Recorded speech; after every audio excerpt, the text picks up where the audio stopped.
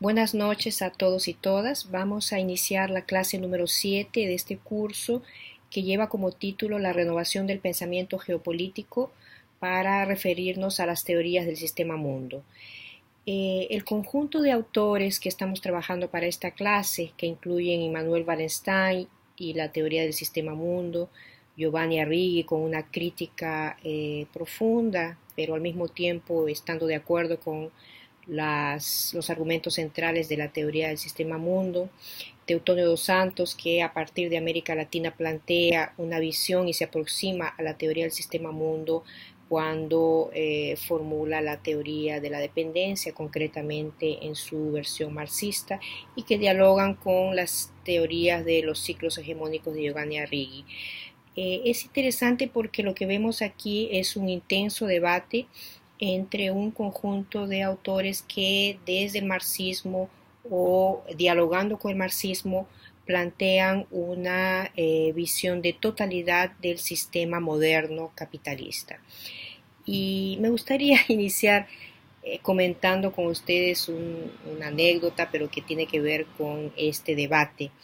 En 2003, la Cátedra y Red UNESCO de Economía Global y Desarrollo Sustentable, que fue creada por Teutonio dos Santos en el 97, organizaba uno de los dos grandes seminarios que tuvimos en el siglo XXI en Brasil para discutir los procesos de hegemonía, contrahegemonía, globalización. Fueron espacios fantásticos que reunían a 70, 80 intelectuales, representantes del más importante del pensamiento crítico mundial. Y recuerdo particularmente una mesa de trabajo sobre sistema mundo, donde participaban Giovanni Arrighi, Immanuel Wallenstein, Samir Amin, André Gunder Frank, y la mesa era coordinada por Teutonio dos Santos. André Gunder Frank había perdido el vuelo para llegar el día anterior del inicio del seminario, y cuando llegó al aeropuerto pidió que no lo sacaran de esa mesa, que él llegaba directamente a la mesa, y de hecho llegó sudando con la maleta a la mesa que discutía este tema.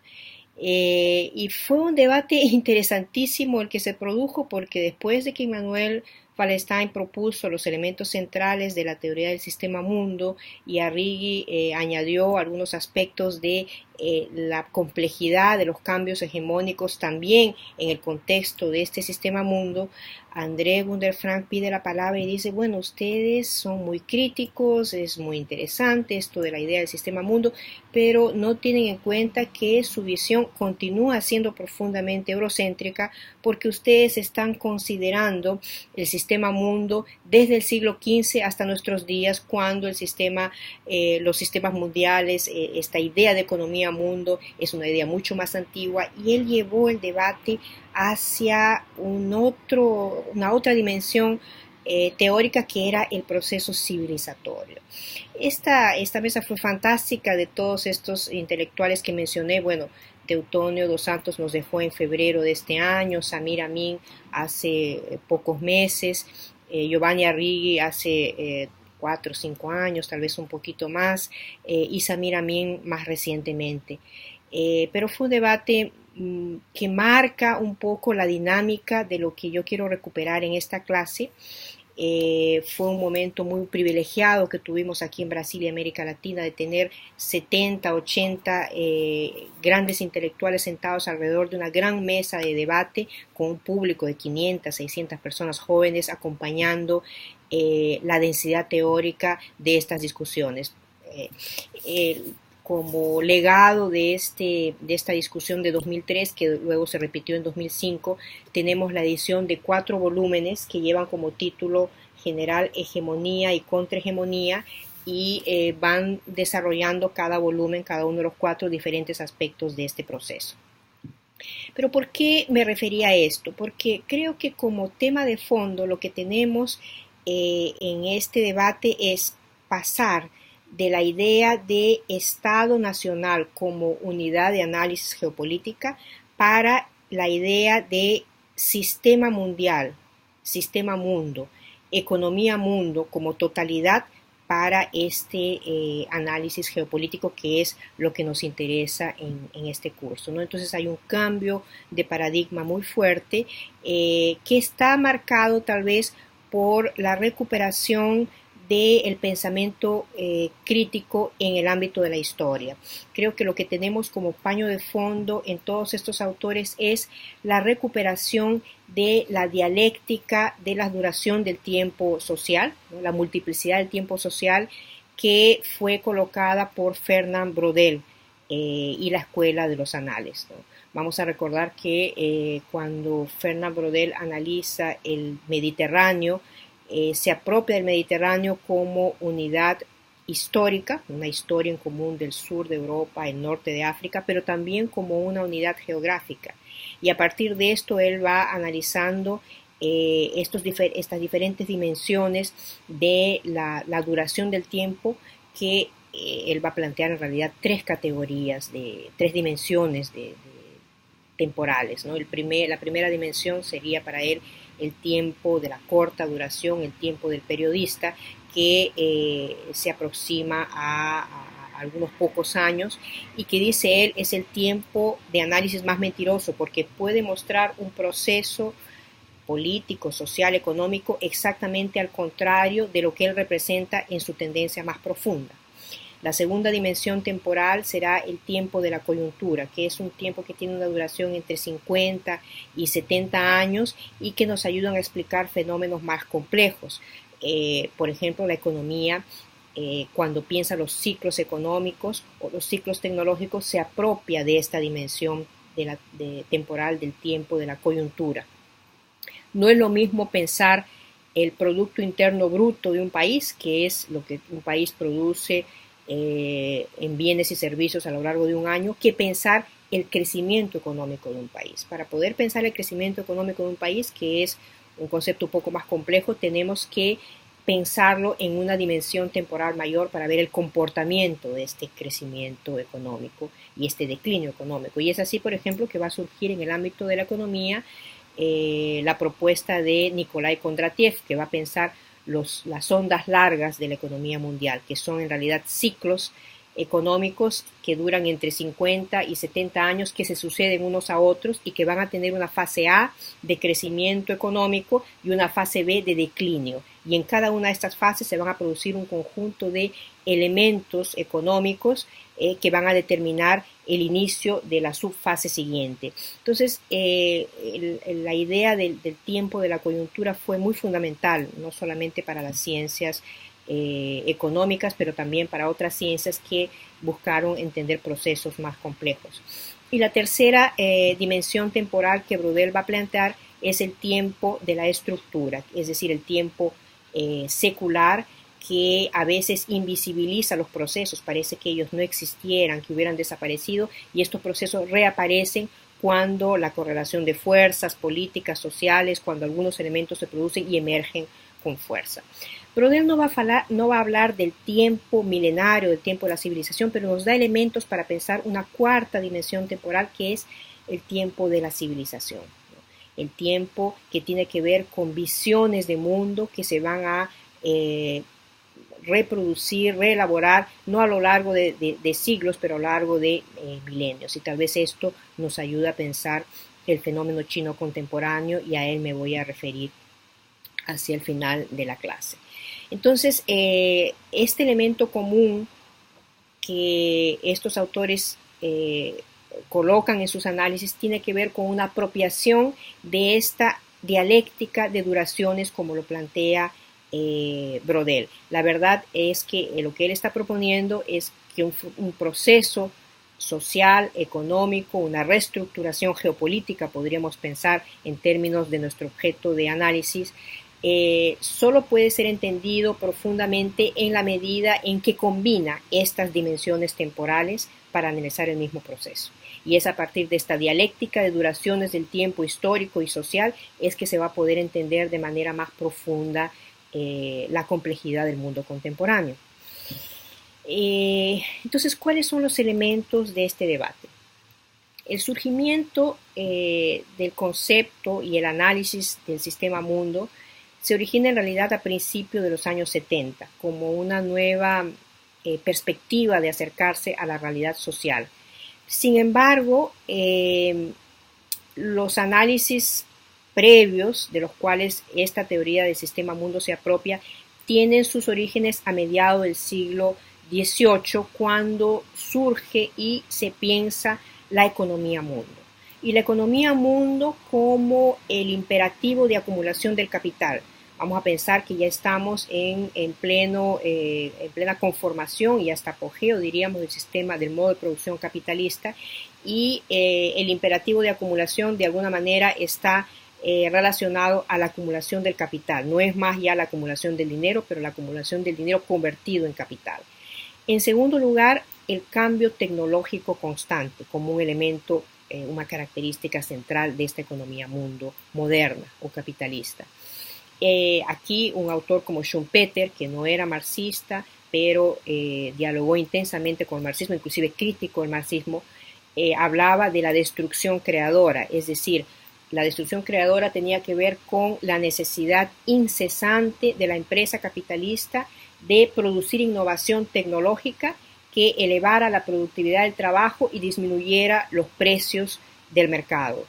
Quien no innovaba, decía Schumpeter, será subsumido, será devorada por las empresas que sí son capaces de producir esta innovación.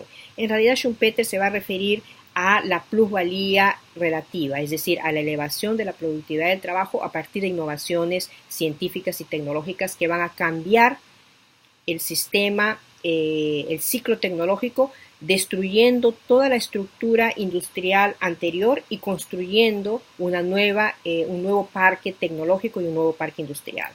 Un ejemplo que siempre doy para ilustrar a Schumpeter y esta idea de la destrucción creadora es la fábrica de máquinas de escribir IBM.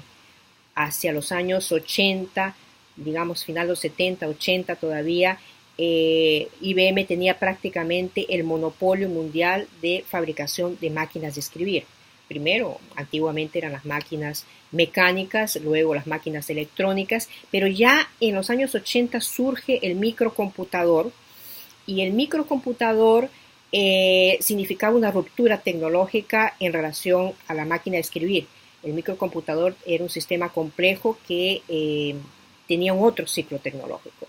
IBM se resiste a entrar en este ciclo tecnológico del microcomputador, que poco a poco se va haciendo accesible a las familias de clase media, primero estos desktop y luego los laptop inclusive, y continúa produciendo máquinas de escribir con memoria. Entonces eran máquinas de escribir electrónicas que tenían una memoria de 1, 2, 3 páginas, pero continuaban siendo del ciclo tecnológico anterior de las máquinas de escribir. Lo que ocurrió, para hacer corta la historia, es que IBM no pudo de ninguna manera competir con el ciclo tecnológico emergente, que era el microcomputador cada vez más disponible al público en general, y fracasa como empresa, desestructura todo su parque industrial global y luego entra a la producción de microcomputadores, pero ya al final de la cola de las empresas que estaban innovando y produciendo, ¿no? Entonces fue totalmente devorado por un nuevo ciclo tecnológico. Entonces Schumpeter va a ilustrar mucho este proceso que es una de las características, según Wallenstein, del surgimiento de esta economía mundo que tendría sus orígenes allá por mediados del siglo XVIII.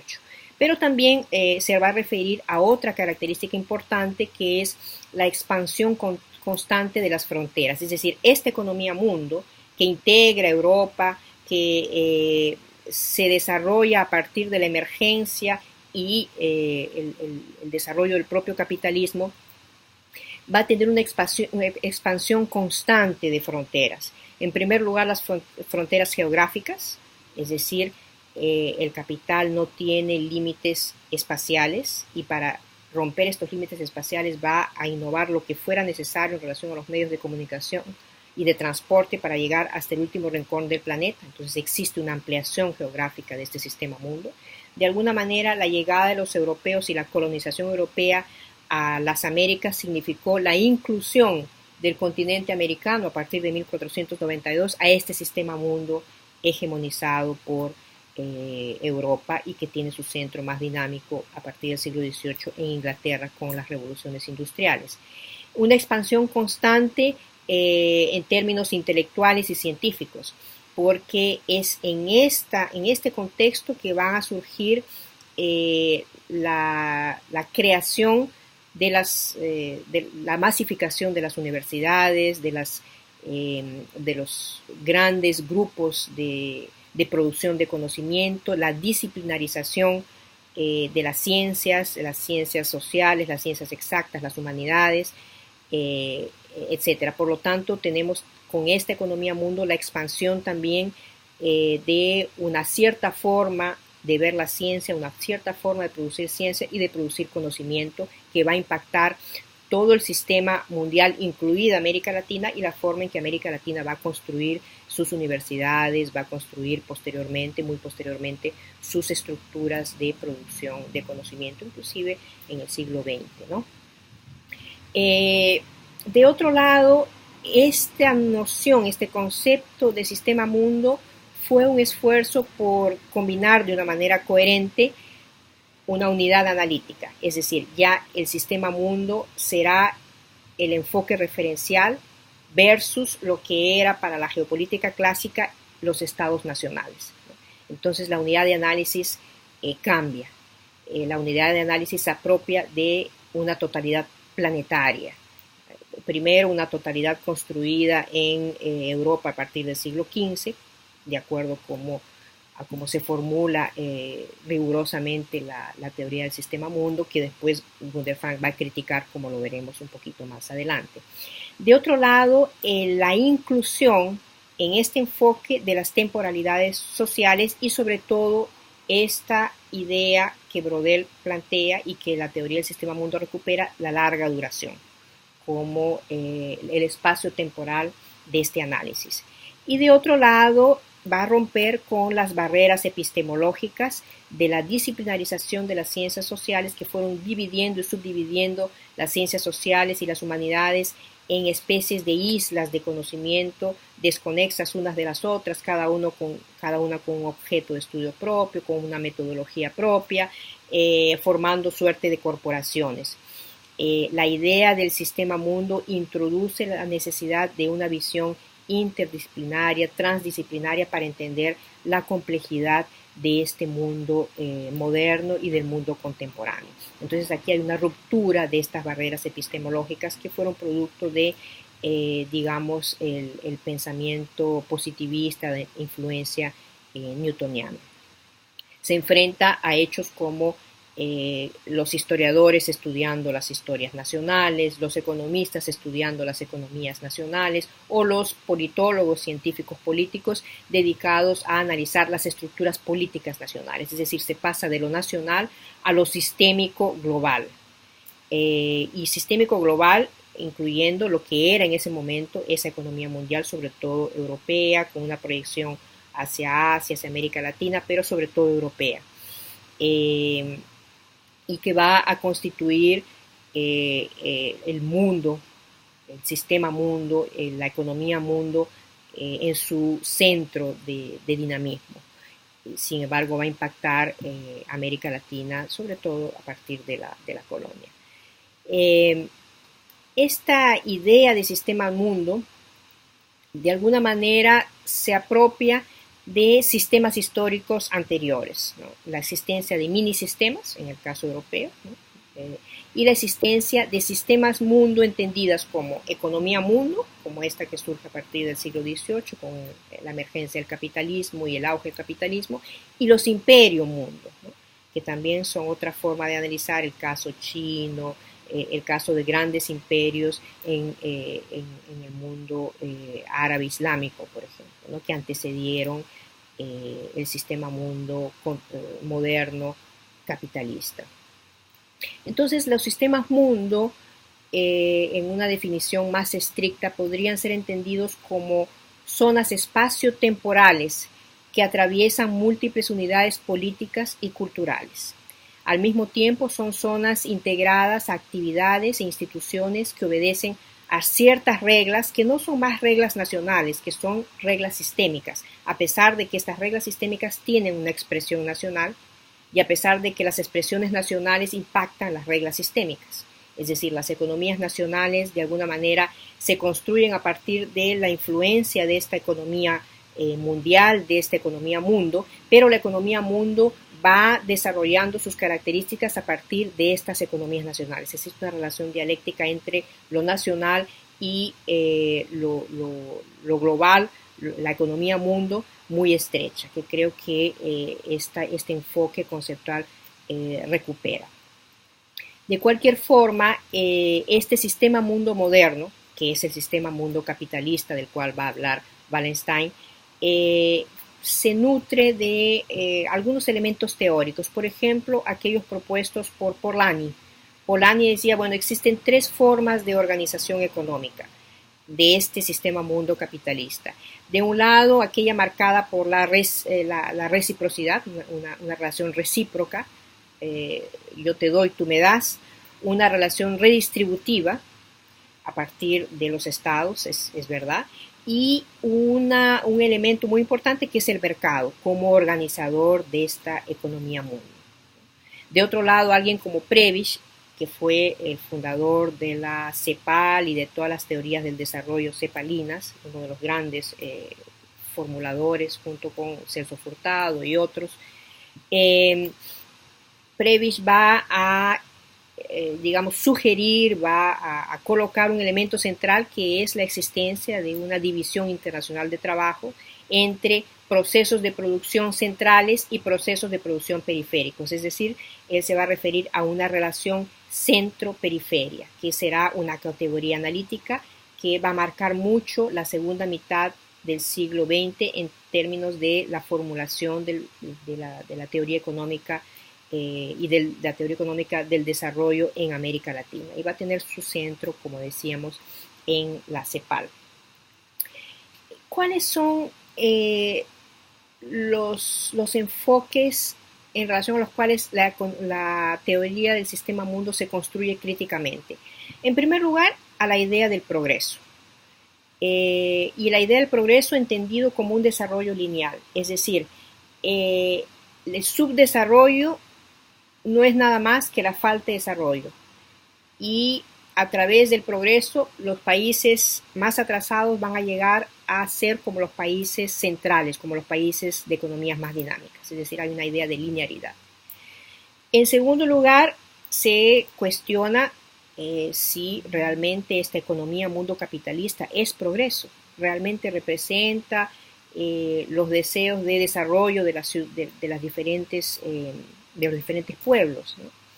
¿Qué significa esta relación centro-periferia para los países periféricos, por ejemplo? ¿Qué tipo de desarrollo estos países periféricos van a proponer, necesitan? Es decir, toda la idea de desarrollo significa también, y hoy en día, tal vez más que antes, un gran espacio de debate y de reformulaciones muy profundas, ¿no? Nosotros en América Latina nos debatimos frente a un proyecto extractivista de recursos naturales estratégicos que la economía mundial demanda, y de hecho hemos reprimarizado nuestra canasta exportadora, por ejemplo, hacia China en los últimos años. Hemos pasado de 38% de materias primas sin valor agregado exportadas hacia China para casi el 80% de lo que exportamos para China es materia prima sin valor agregado. Y esto genera procesos de expulsión de poblaciones locales que son sobre todo campesinas e indígenas, las que viven donde se encuentran estas grandes reservas.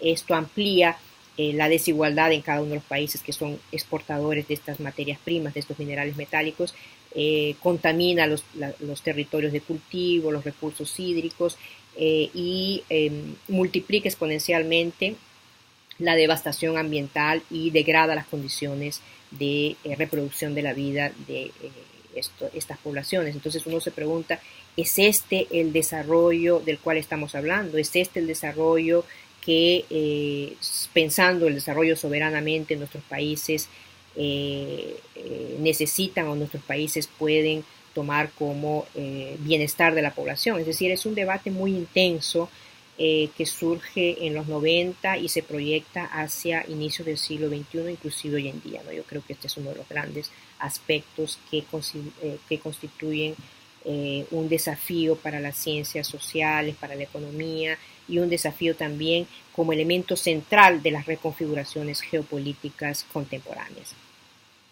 De otro lado, la teoría del sistema mundo se enfrenta claramente y de manera muy crítica a las fronteras disciplinarias tradicionales, en la medida en que analiza la totalidad del sistema social y la analiza a partir de una dimensión temporal que es la larga duración. Y con esto, bueno, se trae abajo el establishment del pensamiento social mundial y algunas vacas sagradas. Es decir, se produce ahí una tensión en relación a el enfoque teórico crítico que se está proponiendo frente a lo que corporativamente se establece como el mainstream de el pensamiento social y las ciencias sociales. De otro lado, claramente el sistema mundo se coloca como unidad de análisis, ya no los estados nacionales. Y claro, la larga duración como dimensión temporal. Es interesante porque en su texto Wallenstein va a hacer una alusión explícita a cómo ciertos procesos, como la lucha de clases, por ejemplo, o otras formas de luchas sociales, pueden ser entendidos mejor y de manera más profunda cuando se apropian de la totalidad del enfoque del sistema mundo. Es decir, pueden ser entendidos mejor cuando son vistos dentro de un sistema mundo como totalidad. Yo creo que esto es muy interesante porque de alguna manera nos coloca frente a procesos nuevos, ¿no? Los movimientos sociales y las luchas sociales del siglo XXI están profundamente marcados por la emergencia de nuevas subjetividades, la cuestión femenina se coloca y se recoloca de manera muy diferente a lo que veíamos en el movimiento feminista de los años 60, por ejemplo, ¿no? La cuestión indígena se convierte en un elemento articulador de la región andina en los años 90, inicios de los 2000, y de alguna manera hay una tendencia a una unidad andino-amazónica con tensiones, con avances y retrocesos, pero podemos inclusive pensar en una cuestión, en una dimensión de la lucha indígena a nivel planetario, la lucha LGBTI, ¿no? La lucha y las demandas del movimiento gay a nivel planetario. Es cada vez más evidente cómo esto se organiza a nivel de un sistema mundo más allá de las fronteras nacionales y cada vez con más dimensión global. Entonces, este enfoque ayuda a entender estos fenómenos y estos procesos que con ayuda de las nuevas tecnologías, etcétera, cada vez son menos locales y más globales. De cualquier forma, el tiempo y el espacio para esta teoría del sistema mundo no son inmutables ni son externas, se encuentran fuera y dentro del proceso social al mismo tiempo y cambian dinámicamente conforme van cambiando la correlación de fuerzas, los ciclos tecnológicos, los parques industriales, los ciclos productivos y las relaciones culturales, políticas, geopolíticas de este sistema en la medida en que este se va reconfigurando dinámicamente.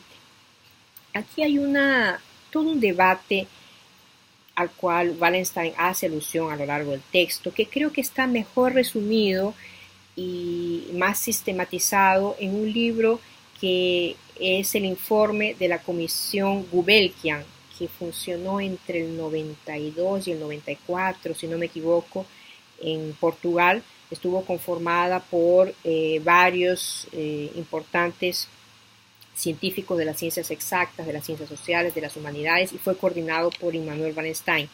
Esta comisión, que se proponía hacer una revisión del estado del arte, de las ciencias sociales y los desafíos que tenía hacia fin del siglo XX, está recogido en un libro que se llama Para abrir las ciencias sociales. Es un libro pequeñito de 100 y pocas páginas que vale la pena leerlo con calma. Me parece que es una crítica muy contundente a la forma en que las ciencias sociales se fueron disciplinarizando, se fueron subdividiendo hasta constituir lo que todavía hoy en día marca la academia y la forma de producir conocimiento en Occidente y en otras regiones del planeta.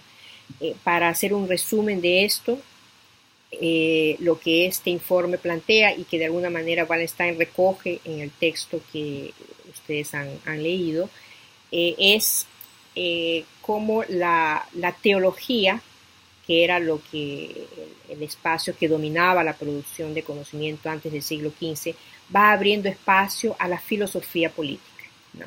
A la filosofía política, vamos a tener en cuenta, por ejemplo, que las universidades medievales estaban divididas apenas en 4 facultades: la teología, que era la dominante, la medicina, las leyes y la filosofía. Pero había una articulación de la teología en todo este proceso. De hecho, los monasterios y la iglesia eran los lugares por excelencia donde se producía y se reproducía el conocimiento teológico. No sé si ustedes vieron esta película fantástica, El nombre de la rosa. Ahí uno puede ver exactamente cómo está este proceso de reproducción del conocimiento se da exactamente en el ámbito, en el paso de la iglesia y de los monasterios. Pues bien, esta teología va siendo sustituida por la filosofía política y se produce una especie de ruptura, de divorcio alrededor del siglo XVII, va a decir Wallenstein, entre la filosofía y la ciencia. Y al mismo tiempo la ciencia, más o menos hacia mitad del siglo XIX, se va a dividir entre las ciencias exactas, aquellas que buscan comprobación empírica, que buscan determinan sus objetos de estudio de manera muy específica, muy influenciadas por el pensamiento newtoniano, por el positivismo, de buscar leyes universales, estas leyes son eternas, reducir los sistemas a sus variables, al menor número de variables posibles, simplificar los sistemas, inducir que un sistema determinado va a ser igual en cualquier lugar del planeta. Por ejemplo, si entendemos el cuerpo de un mamífero va a ser igual a cualquier otro mamífero del planeta, incluido el ser humano. Por eso es que la medicina estudiaba mucho el cuerpo de los puercos para entender el cuerpo humano. Mucho tiempo después se supo que el cuerpo humano tenía algunos órganos que el puerco no tiene, por ejemplo, el apéndice. Entonces, pero era esta inducción positivista de que el estudio de cualquier mamífero llevaba a la comprensión de otros mamíferos, ¿no? De manera lineal.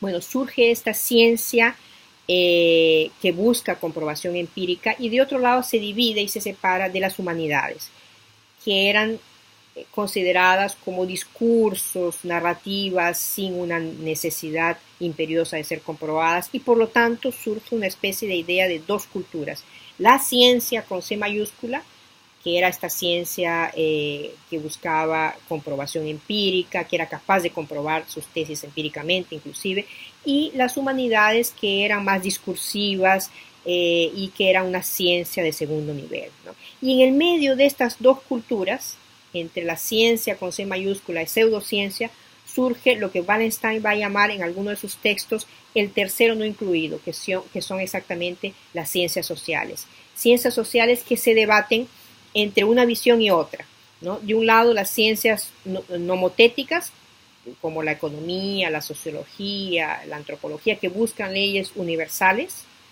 y de otro lado, las ideográficas, como la historia, que van a buscar elementos únicos e irrepetibles. Entonces la historia, hasta Brodel, era la historia de fenómenos irrepetibles, por lo tanto no se podía pensar en una historia universal. Eran historias únicas con este sentido nomotético de historias irrepetibles. Entonces las ciencias sociales se debaten entre estas dos visiones. Claro, mucho más impacto tuvo la visión de las ciencias exactas, de las ciencias naturales, y por eso es que gran parte de esa subdivisión de las ciencias sociales, que luego se van a convertir en sociología, antropología, ciencia política, economía, van a tomar los elementos teórico-metodológicos de las ciencias exactas y del positivismo para desarrollar su objeto de estudio, su método, y van a formarse esta suerte de corporaciones que van a defender estos espacios como espacios propios de objetos de estudio propios, metodologías propias, creando lo que de alguna manera este texto para abrir a las ciencias sociales va a llevarnos como conclusión especies de islas de conocimiento que han perdido de vista la totalidad del proceso en un esfuerzo por ultra especializarse. Entonces, no es que se esté proponiendo, va a decir Wallenstein, que perdamos de vista la rigurosidad de la especialización, pero que esta especialización tiene que estar y tiene que desarrollarse a partir de un contexto de apropiación de la totalidad del proceso, ¿no? Y es exactamente esto lo que el sistema mundo va a proponer, un enfoque de la totalidad del el sistema mundo moderno capitalista. A partir de esto, y hay un momento de encuentro teórico entre esta teoría del sistema mundo que surge de Estados Unidos, Europa, Wallenstein, Arrighi y otros teóricos que van a entender la dinámica de esta complejidad del sistema mundial, y de otro lado emerge desde América Latina más o menos en el mismo momento la teoría de la dependencia.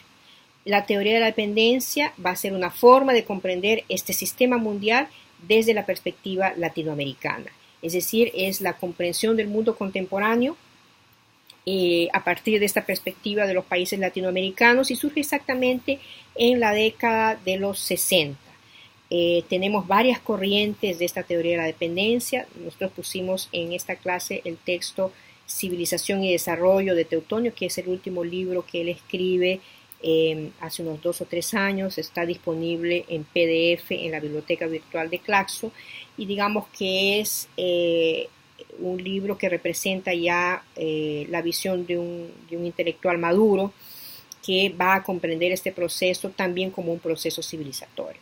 Pero en sus líneas más, el enfoque de la teoría de la dependencia en realidad va a proponer como síntesis un movimiento intelectual histórico en América Latina que reflejaba toda una acumulación teórica que fue muy densa en el pensamiento social de la región y que proponía abrir un nuevo campo teórico y analítico. Es en realidad parte de una visión global de la economía mundial desde un lugar que es América Latina. Y este encuentro teórico va a ser muy denso entre los teóricos de la dependencia y los teóricos del sistema mundo. Esta anécdota que contaba al inicio de la clase fue en realidad uno de los espacios donde se desarrolla este debate muy intenso entre Samir Amin, Arrighi, Teutonio, Aníbal Quijano, con un desarrollo mucho más intenso en lo que es la visión colonial, la colonialidad del poder, de las estructuras de la dependencia, etc. Bueno, ¿qué proponía la teoría de la dependencia? Que el subdesarrollo de las economías latinoamericanas, al igual que las demás economías de la periferia en Asia y África, no era consecuencia de la persistencia de economías precapitalistas, sino más el resultado de una forma en que estas economías se habían integrado a la economía mundial, o a la economía mundo, como diría Wallenstein. Esta teoría critica, y de manera muy enfática, las concepciones desarrollistas, que proponían iniciar un proceso de transformación de las economías precapitalistas en capitalistas, con sistemas de democracia representativa o parlamentarias, y al mismo tiempo que se accedía a un modelo ideal de modernidad, donde las economías precapitalistas deberían integrarse a este mundo desarrollado y a partir de esta idea del progreso serían parte de este mundo desarrollado, ¿no? La teoría de la dependencia integra al análisis un cuerpo conceptual muy interesante que valdría la pena profundizar más adelante.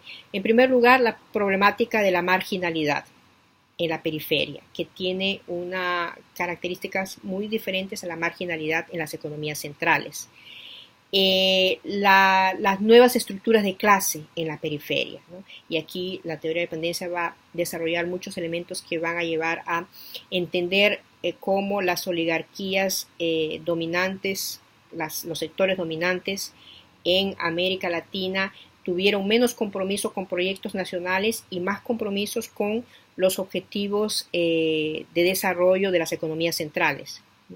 Y esto va a abrir todo un campo de análisis geopolítico muy interesante que se está retomando, que se retoma hacia inicios del siglo XXI, inclusive está muy presente en este momento de pensar los procesos y los proyectos de integración regional a inicios del siglo XXI desde una perspectiva de soberanía, desde una perspectiva de independencia y autodeterminación en las formas de pensar el desarrollo económico, en las formas de pensar el desarrollo social, los aspectos culturales y los aspectos de gestión, digamos, regional y inserción en los cambios geopolíticos globales, que creo que esto es muy importante y vamos a desarrollarlo en la clase 11, que sería la última clase de este curso, fuera de la 12, que será más un balance.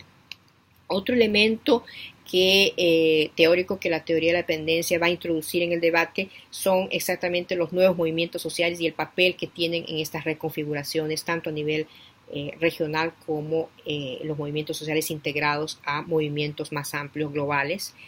Y la idea del análisis del sistema centro-periferia, la propia categoría de dependencia, el análisis estructuralista de la inflación, no apenas como procesos locales, pero como procesos integrados a un sistema mayor, el colonialismo interno, que está ligada a la cuestión étnica, a la clase social, el debate sobre reforma y revolución, que de hecho va a ser un tema muy marcante de la elaboración de los teóricos de la dependencia.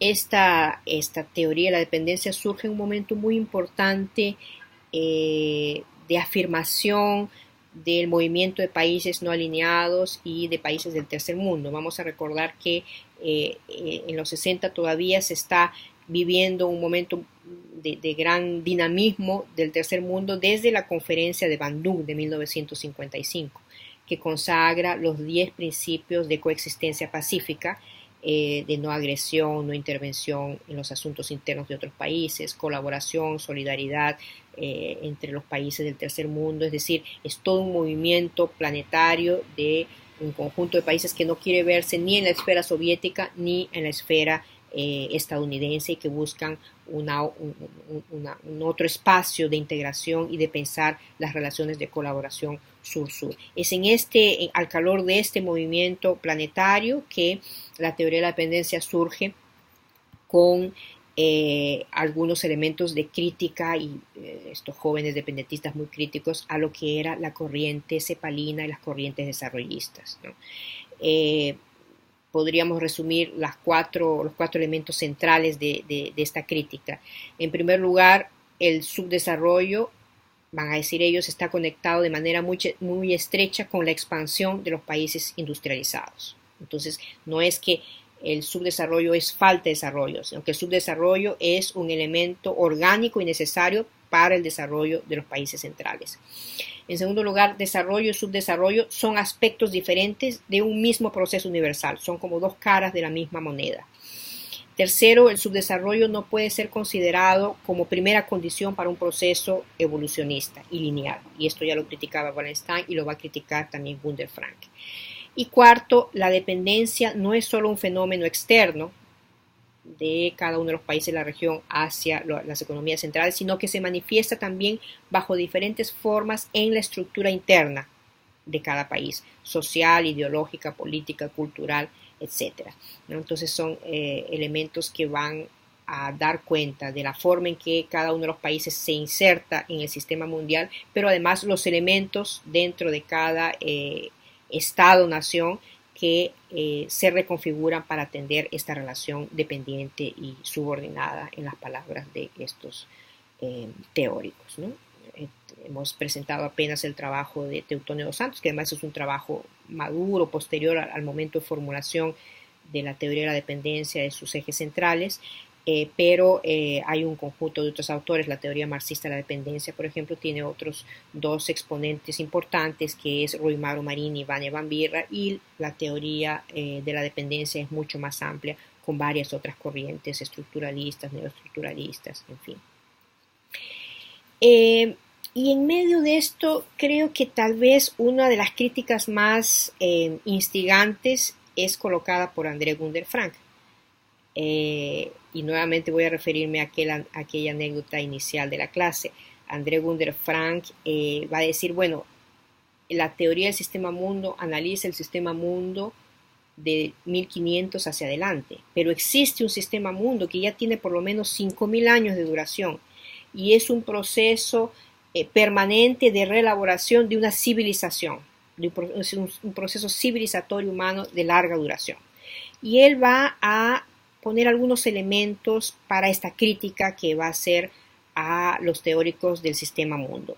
Él va a decir, primero, hay un esfuerzo de considerar el sistema mundial en sí mismo. Y va a citar Wallenstein, los trabajos de 1974 y otros trabajos. Y él dice, bueno, el sistema mundo también se desarrolló en otros espacios del planeta sin ser Europa, en el mismo, un poco antes del sistema mundo europeo. Por ejemplo, el Nuevo Mundo, las Américas tuvieron sistemas mundo independientes del europeo. Entonces la crítica es que antes de 1492, fuera de lo que se considera el sistema mundo moderno capitalista, existían otros sistemas mundo. Y de lo que se trataba de decir él es de ver esta continuidad histórica del sistema mundial como un proceso de larguísima duración, el tiempo de la civilización, podríamos decir. El proceso de acumulación del capital es una fuerza motora de la historia del sistema mundial. Él va a decir, esta acumulación de capital no solamente se produce en el sistema mundo moderno capitalista, sino mucho antes. Este proceso de acumulación ha jugado un papel muy importante y protagónico durante varios milenios, en varios sistemas mundiales anteriores al sistema mundo europeo, al cual Wallenstein y otros autores de este enfoque van a referirse. La estructura centro-periferia, que es una de las características teóricas y analíticas que la teoría del sistema mundo se va a apropiar, va a decir, esta relación de centro-periferia existía mucho antes de 1492, mucho antes del siglo XV, y se da en relación a otros sistemas imperio, a otros procesos mucho más antiguos. Es anterior al siglo XV y va de alguna manera a caracterizar la forma en que estos sistemas mundiales van a construirse antes del siglo XV. Y esta otra característica de alternancia entre hegemonía y rivalidad, que es lo que va a determinar, esto lo va a trabajar muy bien Arrighi, los cambios de los ciclos hegemónicos, cuando él va a analizar estos ciclos de la hegemonía mundial desde el siglo XV hacia adelante. Y Gunder Frank va a ser muy crítico a esto y va a decir, bueno, tú no dejas de ser un pensador eurocéntrico. Solo, va a decir Gunder Frank, se reivindica a Arrighi cuando él escribe Adam Smith en Pekín, donde él realmente va a pensar la cuestión del proceso hegemónico chino desde una perspectiva de larga duración. Pero la crítica es que de Gunder Frank es que esta alternancia entre hegemonía y rivalidad que caracterizan estos cambios de ciclos hegemónicos se presentan también en momentos anteriores y muy anteriores, mucho más antiguos que el siglo XV, que no son exclusivas del sistema mundial moderno que comienza en el siglo XV y que pueden identificarse en sistemas anteriores. Entonces, para Gunder Frank, la historia universal occidental es eurocéntrica y distorsiona la historia de la civilización humana como un todo. Necesita ser sustituida por una visión que sea capaz de poner el hombre, el desarrollo histórico del hombre como un elemento central, él va a llamar humanocentrismo, y reconocer una unidad histórica y contemporánea dentro y a través de esta diversidad. Propone que existe un flujo común y una unidad histórica no solamente en un sistema mundial de larguísima duración, de 5000 años, que es multicultural en origen, que es expresión de una diversidad muy grande y que ha sido, va a decir él, sistemáticamente distorsionado por el eurocentrismo. Es decir, él está colocando en realidad la civilización como una unidad de análisis, mucho más, de mucho mayor duración que el sistema mundo moderno capitalista, y que esta unidad de análisis es lo que nos ayuda a reconstruir la historia del sistema mundial como un todo, ¿no? Como estructuras y procesos políticos que van a sucederse a lo largo de 5.000 años, como él va a defender. Y es muy interesante porque él da unas pistas fantásticas para entender el proceso chino contemporáneo. Cuando él dice, bueno, China era el centro más dinámico de la economía mundial desde el siglo IX o X de la era cristiana. Es desde China, desde donde se importaba, Europa importaba en este sistema mundo que él va a llamar sistema mundial anterior al siglo XV, importaba la manufactura más sofisticada, la porcelana, la seda, los tejidos de algodón, era desde China donde se importaba esto. Y era a China a donde iba a parar como si fuese un desagüe, va a decir él, todo el oro y la plata del sistema mundial de este momento. Durante estos 10 siglos prácticamente, 7 siglos, del siglo X, 9-10 hasta prácticamente final del siglo XVII, cuando surge el modo de producción capitalista con fuerza en Europa. Entonces, durante estos 7-8 siglos, para André Gunder Frank, China ocupó el lugar de ser el centro más dinámico de la economía mundial. El segundo círculo concéntrico, alrededor de este centro más dinámico, va a incluir India. India, un gran productor de algodón, de tejidos de algodón, exportador de especias que también abastecían Europa con este tipo de productos. Europa era una Europa feudal, una Europa que no tenía un estado fuerte, que no tenía producción importante. Y un tercer círculo concéntrico, va a decir Gunder Frank, incluiría Europa, es decir, la periferia del sistema mundial era Europa. Y después del siglo XV, con la llegada de los europeos y la colonización de las Américas, el cuarto círculo concéntrico incluirá el continente americano a través de Europa. Entonces él dice, en realidad lo que estamos viendo hacia inicios de los años 90, cuando China emerge como gran consumidor de materias primas a nivel global, y hoy en día, desde el año 2014, el Fondo Monetario Internacional ya ha mostrado los datos que el ranking de economías del mundo, en el ranking de economías del mundo, la primera economía es la China. Y ellos toman como indicador los Producto Interno Bruto. Entonces el Producto Interno Bruto de China, medido en dólar por poder paritario de compra, ocupa el primer lugar, seguido de Estados Unidos y de India. Y de las 10 mayores economías del mundo, 5 son de los BRICS más Indonesia. Entonces uno se pregunta cómo entender que una economía campesina como la China en poco más de 35-40 años se haya convertido en la primera economía del mundo. Lo que va a decir Gunder Frank es que lo que en realidad se produce en este caso es un proceso de reelaboración de civilizatorio de larguísima duración. En la medida en que China ya fue el centro más dinámico de la economía mundial y tiene un conjunto de habilidades y capacidades, desde estructura política hasta capacidades y habilidades científico-tecnológicas que rápidamente se reestructuran hacia final del siglo XX y comienzo del siglo XXI, y que explican la rapidez con que China adquiere un lugar central en la economía mundial. Yo creo que esta visión de Gunder Frank es muy densa y muy importante para entender un fenómeno contemporáneo muy fundamental como es la emergencia de China y el papel que China está jugando en la reconfiguración geopolítica contemporánea. En la última clase me voy a referir al impacto de la nueva ruta de la seda One Belt, One Road en la constitución de este sistema mundial contemporáneo y cómo esto va a afectar a América Latina. Pero ciertamente el enfoque analítico que Gunder Frank nos presenta es un instrumento muy importante para entender el fenómeno chino. Pensar que el fenómeno chino es un fenómeno de los últimos 30 años, 20 años, es perder de vista un elemento explicativo mucho más poderoso como es este que nos ofrece André Gunder Frank. Bueno, para concluir, lo que podemos decir es que este paradigma del enfoque del sistema mundo y las críticas que Gunder Frank introduce para pensar este sistema mundial como un sistema de los 5.000 años y los aportes que hace la teoría de la dependencia para pensar nuevamente ese sistema mundial a partir de una perspectiva latinoamericana forman parte de una densa producción teórica del pensamiento crítico mundial, incluyendo el latinoamericano, por supuesto, que nos ayudan a comprender de manera más apropiada las reconfiguraciones geopolíticas contemporáneas y sobre todo que nos ayudan a entender las tendencias de estas reconfiguraciones, de manera que tenemos aquí elementos inclusive para un análisis prospectivo y poder pensar el mundo de aquí a 10, 15, 20 años o más a partir de una apropiación y un entendimiento de la complejidad de estos cambios y las tendencias de estos cambios. Muchísimas gracias.